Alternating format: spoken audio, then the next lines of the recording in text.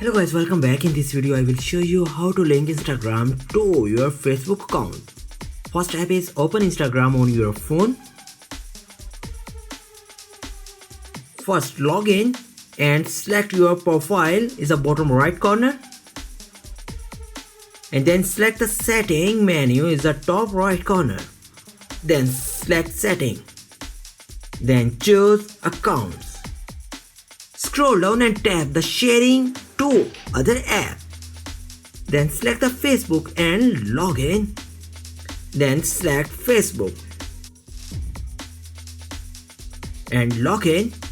There is also a problem with this video, so ask about these comments any problem related to social media and internet.